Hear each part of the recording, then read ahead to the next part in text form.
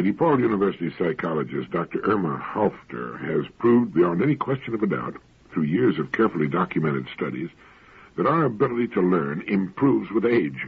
In other words, the old saying, you can't teach an old dog new tricks, may pertain to dogs, but does not apply to human beings. Someone once used that saying to Dr. Robert Hutchins, I believe it was, and he replied, people are not dogs, and knowledge is not a bag of tricks. Dr. Halfter has given new hope and renewed ambition to older people who thought the world had passed them by and that they could never compete mentally with the young. So significant are her findings that more than 600 schools, colleges, universities, government departments, and other interested organizations have asked for copies of her studies, which began when she was a candidate for her doctorate at the University of Chicago. According to Frank Hughes, who dug up the story, she has proved that older adults do about 10% better in the same circumstances, the same classrooms, than their younger companions. Now, her study of learning ability covered virtually every field of human activity: business, communications, education, humanities, modern languages, natural sciences, mathematics, nursing, professional art, professional music, and social studies. She experimented with groups of older women, but she's proved the same story with men. Sex makes no difference in learning ability. As the doctor reported on her tests with women, older women gave a superior total performance and a superior performance in each of the fields of study. In particular, the older women earned more A's than the younger women and had approximately equal percentages of B's and C's and a lesser percentage of D's and F's. One of Dr. Halfter's pet peeves is this business of college for everybody. She says, one of my pet gripes at industry is that they don't need college graduates. They have so routinized industry that the college degree is really foolishness. I think all of society is on the wrong kick on this. College is a way to keep young people out of the labor force, but industry has so routinized jobs that decision-making is gone. So what do you think of that? Her important contribution is that our ability to learn is not impaired with the advance of the years. On the contrary, it gets better. People going back for their college degrees in their 60s find little difficulty in keeping up with their younger classmates. So it isn't your chronological age that matters in the learning process, it's your functional age. And if you're functioning normally, you can learn anything you want to, and on the average, you'll do better than you would have done in your late teens and early 20s. Now, I think this is good to know. I'm sure the very young are as glad to learn about this as are their parents and grandparents. So if you hear anyone saying, I'm too old to take that up now, you straighten him out. Remember Dr. Hutchins' comeback. The next time you hear someone say you can't teach old dogs new tricks, tell him that people are not old dogs, nor knowledge a bag of tricks. I ran across a quotation that's just too good to pass up. It's by George Bernard Shaw from Back to Methuselah. Imagination is the beginning of creation. You imagine what you desire, you will what you imagine, and at last you create what you will. One of our major problems as persons is that we so often permit our imagination to be confined by our environment and conditions. One of the wonderful things about human imagination is that it can break out of the barriers that tend to limit us physically. It can fly away to greener hills. It can see things not as they are now, but as they can be. It can foretell the future, at least as far as we as persons are concerned, to an altogether unsuspected extent. It can draw the colorful mental images that we hope someday to turn into reality. Imagination is the beginning of creation. We imagine thousands of things, of course, but if we understand the power of imagination, we realize that that upon which our imagination becomes fixed tends to turn into reality. This is good and bad. Just as we can imagine wonderful things and conditions, we can also imagine unhappy, tragic situations. And whatever our imaginations become fixed upon will tend to become real in our lives. That's why control of the mind is so important. Control in the way we control a car. We want it to take us where we want to go. We don't want it to take us into a ditch or into another car. And so we're alert, and we control its speed and direction. It's the only way to drive successfully. Controlling the imagination, or freeing it along positive, growth-directed lines, will lead us in that direction. If we decide upon a goal we think is right and worthy of us, our imagination becomes like a pair of hands holding the picture in our minds, holding it and feeling every part of it, exploring it, turning it over, loving it. And as we hold that picture in the hands of our imagination, we're led toward it. The enormous power of our minds is set the task of achieving it, and the amazing answers begin to come to the surface of our minds. Soon, depending upon the difficulty and complexity of the image, it is ours, It's real. It exists in the world. It is an entity where before it was only a picture in our imagination. Children have an overabundance of imagination, but it's rampant and uncontrolled, which is as it should be as children. As we grow older, we can put the power of our imagination to marvelous use. We can make of it a servant, a genie, to bring us anything we seriously decide upon, or its equivalent. George Bernard Shaw knew this when he wrote those lines. It's not a new formation. It's as old as philosophy itself. But few of us realize we can put it, this self-fulfilling prophecy, to use for good in our lives. Let me give you that quotation again. Imagination is the beginning of creation. You imagine what you desire, you will what you imagine, and at last you create what you will. My old friend Commander Edward Whitehead, chairman of the board of Schweppes USA Limited, made a talk some time back before the United States Naval Institute, which was so popular they printed it. And in this speech, he talked of the difficulty in finding the kind of men who can make it into top management. The title of his speech was How to Succeed by Really Trying. And in it he said, trying, sustained effort, guts, resilience, the ability to spring back after defeat and discouragement, as well as some measure of ability, are the prerequisites of success. He said moral courage, a vigorous approach to problems, coupled with some degree of tact and preferably some personal charm, marks out the individual from the herd. As an employer, I can tell you that I'm immediately impressed by a young man who differs with me, who takes a different standpoint and does not hesitate to say so. Clearly, if he's going to survive, he must be right on at least some occasions. Also, his manner and approach must be respectful. But it never ceases to amaze me how few are willing to question, to challenge, still less reject the viewpoint pontificated by the boss. In the BBC broadcast Talk on Management Succession, his late boss, Sir Frederick Hooper, Commander Whitehead said, who is regarded as something of an expert in this field, referred to the difficulties of finding the right men to succeed in top management. He explained why he had learned to reject the specialist, the expert who developed such a penchant for his own particular field that he was seldom able to see a thing whole, to take the broad view. Even the all-rounder, the solid, reliable, capable administrator who ponders each and every problem and eventually comes up with an answer that is probably right, is not the man for top management, he said.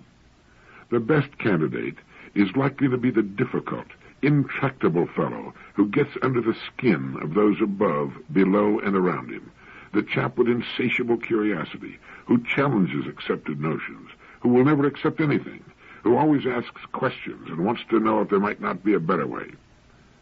The Spanish adjective simpatico cannot be translated directly into English, but the man who can be so described, and who also possesses sensitivity and empathy, is certainly a jump ahead of the field. The capacity to get quickly on terms with the other person, to tune in on his wavelengths, to be able to judge his reactions to what you say is an invaluable attribute. If you have it, you know at once how far you can go, whether to suggest, persuade, flatter, cajole, or beat him over the head. This tells a young man full of steam and ideas how far he can go in forcing them upon a reluctant boss. The extent to which this quality is present is immediately conveyed to the man whose opinion you're trying to influence. If it's there, if he feels that you are simpatico, he will listen and be disposed to do what you want him to do. Some ideas on how to get to the top, or how to pick people for top management jobs. The best candidate is likely to be the difficult, intractable person who gets under the skin of those above, below, and around him, the person with insatiable curiosity, who wants to know if there might not be a better way. Many people, seeing Commander Whitehead in the well-known television commercials, do not realize that behind that famous beard and rich British accent is one of the finest minds in modern business management. His success in introducing his product to the world outside of England, Schweppes Tonic, is legendary. In his talks, he stresses the need for vigor, physical and mental. Feats of creative genius have been performed by ailing men, he said, men who were barely alive. But ordinary mortals cannot hope to emulate genius. For us, it's fair to assume that we can do a good day's work only when we're fit. The mind is a part of the body. It is all of a piece. And only if the body is in good shape does the mind continue to initiate things and function to maximum effect. Going further than that, prodigious efforts, great works, can only be done by a man with a superabundant energy and vigor. This comes sometimes as a gift from God, but if that is not the case, only hard work, years of discipline, years of training will produce the same effect. He goes on to say, personally, I can't even pretend to function efficiently if I'm feeling under the weather. I know, however, that when I'm in normal health, I function almost aggressively, laying about me in all directions at quite a pace. It's tough on my staff, but it gets things done. This vigor stems, I think, from being fitter than most of my contemporaries, and it's not happened by accident. I train for the job. Moreover, I promised myself many years ago that, God willing, I'd live to reap the benefits of my labors. My experience, he goes on to say, indicates that considerations of this kind arise too frequently when it's too late, when a man has exhausted his reserves by years of abuse. Beyond a certain age, it is too late to repair the damage. I attach enormous importance, he said, to this attribute for reasons closely connected with that vital characteristic, resilience, the ability to spring back after defeat. A man needs vigor to stay the course. He must be bursting with it to enable him to ignore setbacks, disregard discouragement, and rise above inevitable deterrents to action, the sheer inertia or the indifference of others. Only a man of vision, which is an unquenchable spirit and immense vigor, will press on with his cause in the face of the apathy of those whom he's trying to persuade. Any person who has set out to achieve something that he considers to be worthwhile, whether it be a sacred cause or a personal ambition, will know exactly what I mean. Well, I could not agree with him more. Getting a good idea across to others, getting it implemented, getting it from the idea stage into concrete expression is one of the world's toughest jobs, and it takes a person in good physical condition to do it. As a general rule, people in top management positions are in surprisingly good condition. Dr. Gene Mayer, professor of nutrition, Harvard University, in a speech before the Charles Allen Thomas Science Symposium in St. Louis, pointed out the sad fact that the United States is constantly slipping with respect to the rest of the world for the average remaining lifetime for men at age 40. We've gone from 11th in 1966 to 40th and 9th to 23rd for women. And of all causes of death, cardiovascular death is the big problem. 1 million such deaths in each of the past 3 years, with 3/4 of these having been coronaries. That for almost half of our men in the 40 to 60-year range, death as a result of heart disease, means that we have returned unwittingly to the days of the great pandemics, like the great plagues of the 14th century, when 1/4 or 1/2 of the population died of one disease. And this American phenomenon is probably a preview of what will happen in all industrial societies eventually. Dr. Mayer went on to point out that among causes of cardiovascular death and crippling, obesity is the major factor, as it is with diabetes and liver disease. Obesity is a complex syndrome where genetic and environmental factors interact, and in some cases, traumatic factors are also involved. Our studies show that it can be due to disturbances in the function of regulatory mechanisms, of which the better known are situated in a part of the brain known as the hypothalamus. We're beginning to understand the mechanism of action of these centers well enough to imagine the possibility of a magic bullet depressing the action of the so-called feeding centers. Most obesity, however, appears to be directly the result of our mode of life. She said, I have shown a number of years ago that the mechanism of regulation of food intake works poorly or not at all at very low levels of energy expenditure. As physical work decreases below a certain critical level, determined for each individual by heredity and clearly associated with body type, food intake stops decreasing correspondingly, or decreasing at all, and the individual becomes fat. Obesity is, for many, and probably for most of our overweight population, the result of a technology which, by emphasizing door-to-door individual transportation, labor-saving devices, and televised spectator sports, is affecting unfavorably the health and appearance of close to half of our adults. Lack of exercise does more than lead to obesity. Again, our research shows that hard and prolonged exercise protects against the hypercholesterolemic effects of a high diet in saturated fat, and to a certain extent against hypertension. In the presence of a significant narrowing of the arteries of the heart, it also leads to the opening of collateral vessels, and thus may avert a fatal coronary. It is thus not enough to mention technological approaches to preventing the number one killer and crippler of men in industrial societies. It's even more important to understand that the pandemic prevalence of cardiovascular disease is to a large extent the result of our uncontrolled technology. All of which means, if you want to live a full lifespan, take care of your heart by daily exercise and keep your weight down. So check with your doctor, watch your weight, and exercise every day. It isn't that we want to live forever, but why sacrifice 10 or 20 years of life just because of modern technology? A very interesting United Press International story appeared recently, Dateline New York. It seemed that many companies are faced with the problem of executives who resist taking vacations. According to Dr. Smith Montgomery of Personnel Psychology Center, New York City, and other business psychologists, the man who wants to skip his vacation nearly always is a risk of some kind to the company, and himself. Rarely is his excuse for staying on the job valid. According to Dr. Ralph Collins, consulting psychiatrist for Eastman Kodak Company of Rochester, New York, this executive likely will become dogmatic and irascible at the office, reducing morale and efficiency in his department. There are many executive types who want to skip vacations, virtually all bad, Montgomery said. One is the fellow who's afraid somebody else will be sitting at his desk permanently when he gets back. There's the man who's been covering his mistakes and fears the boss will find him out if he goes on leave. There's the spendthrift who can't afford a vacation. Often he covers up by pretending the company can't spare his services. He manages to have some large project on hand to look after during vacation season. There are those who really think they're indispensable, that the department couldn't get along without them for a few weeks. Another is the fellow who has a business of his own on the side which he can't leave. If he can't get away for a trip, he can't see any sense in taking leave from his regular job either. And finally, there's the occasional till-tapper. He's the one who has been doing some stealing and juggling the books and is afraid a surprise audit during his absence would mean prison. Employers are not entirely blameless for this vacation problem, said Montgomery. Business psychologists now and then encounter employers who intimidate employees into not taking vacations in order to save the cost of extra summertime help or to avoid losing the sales or services of a valuable employee. This is a good way to lose him permanently. I've known businessmen who refuse to take vacations on the theory that they just can't get away, but I've never known of a really valid case.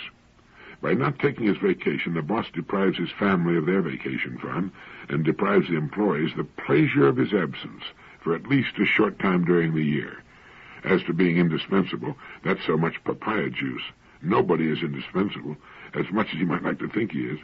Quite often, much to the consternation of the boss, sales increase during his absence. Things actually run more smoothly, and overdue improvements can often be made.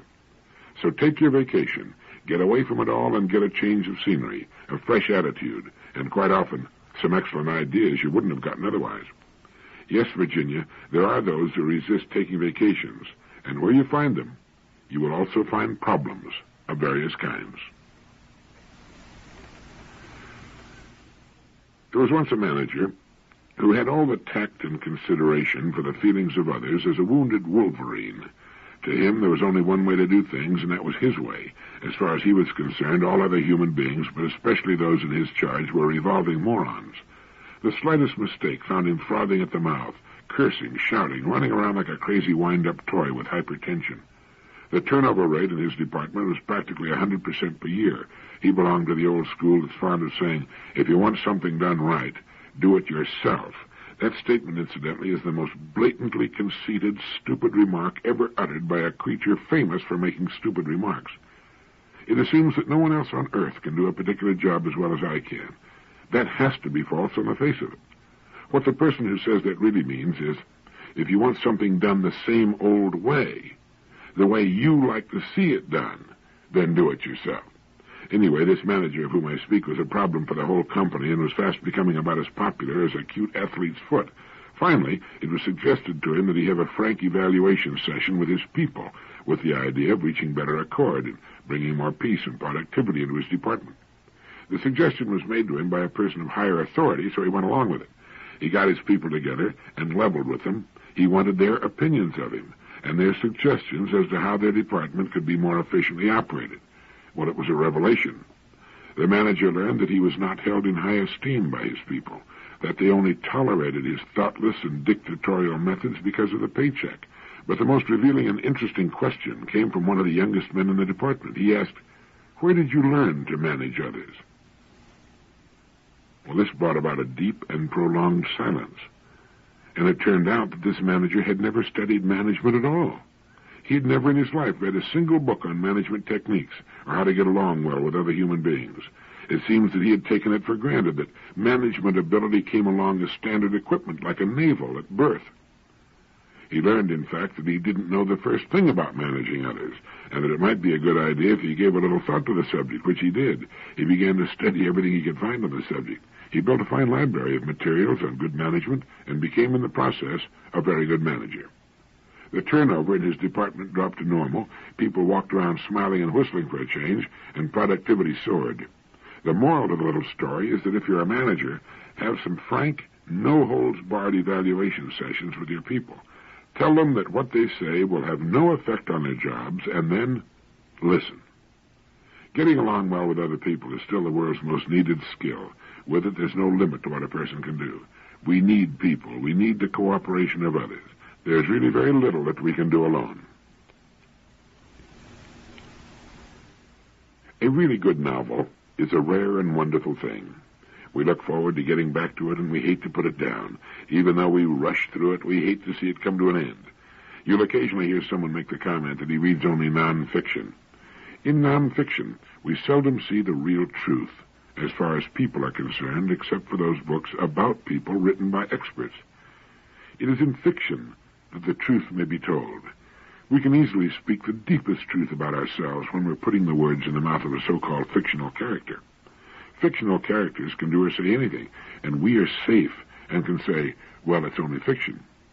About the novel, Henry James wrote, the advantage, the luxury, as well as the torment and responsibility of the novelist is that there's no limit to what he may attempt as an executant, no limit to his possible experiments, efforts, discoveries, successes. This is what makes writing a novel so exciting a thought to so many people. There's simply no limit as to what may be attempted. But, and this is the but that usually stands between the so-called novelist and his readers.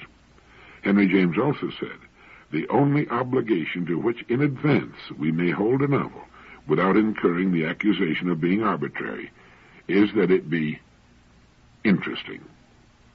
To be interesting, there's the rub, because to be interesting, you've got to be good.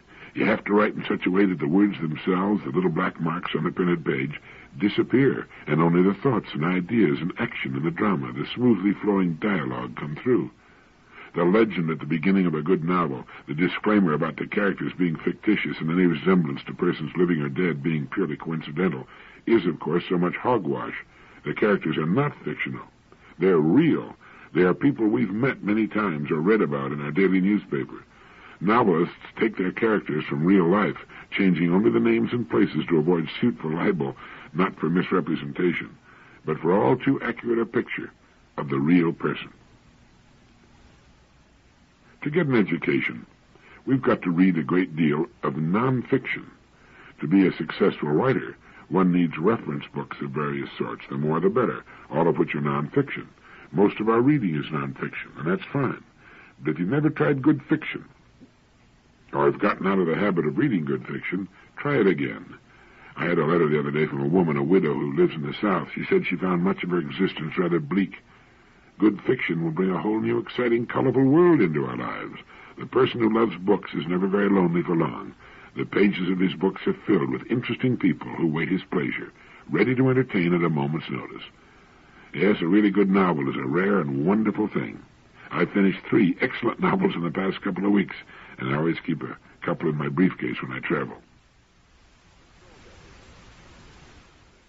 In Saul Bellows' excellent novel, Mr. Samler's Planet, published by Viking, he writes, underneath there persists, powerfully too, a fixed sense of what is normal for human life. Duties are observed, attachments are preserved. There is work. People show up for jobs. It's extraordinary. They come on the bus to the factory. They open the shop. They sweep. They wrap. They wash. They fix. They tend. They count. They tend the computers. Each day, each night. And however rebellious at heart, however despairing, terrified, or worn bare, come to their tasks. Up and down in the elevator, sitting down to the desk, behind the wheel, tending machinery.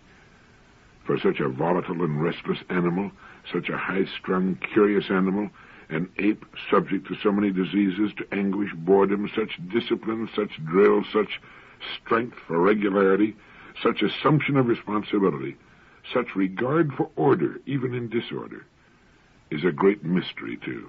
Oh, it is a mystery. One cannot mistake this for thorough madness, therefore. One thing, though, the disciplined hate the undisciplined to the point of murder. Thus the working class, disciplined, is a great reservoir of hatred.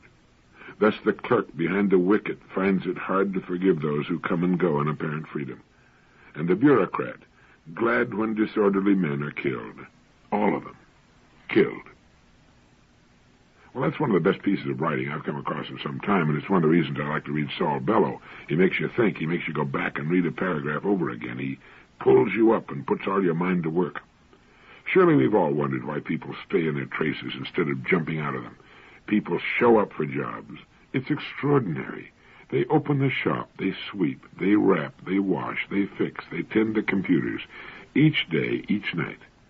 And however rebellious at heart, however despairing, terrified, or worn bare, come to their tasks, up and down in the elevator, sitting down to the desk, behind the wheel, tending machinery. Yes, it's a great mystery. Except that they do what they have been taught to do. They follow the examples of those who have gone before. Once in a great while, a bus driver will take off for Florida with his bus, or a newspaper man will sail alone across the Atlantic, but 99.99%, however rebellious at heart, however despairing, terrified, or worn bare, come to their tasks. How about you? Love your work? Love your life? Happy, like the old neighborhood, the town, the part of the country? Man has been called the responsible animal. As a rule, he sticks with his family, his friends, and his work, and tries to find meaning in it all. And it's a good thing he does. But reading Saul Bellows' words makes you think, doesn't it? And it is true, the disciplined hate the undisciplined to the point of murder. Thus the working class, disciplined, is a great reservoir of hatred. And the clerk behind the wicket finds it hard to forgive those who come and go in apparent freedom. In a great city, you see the teeming millions working in such order, commuting to and from work, tending their families and mowing their lawns and shoveling snow without question. It's marvelous. And it is a mystery, isn't it? Thank you.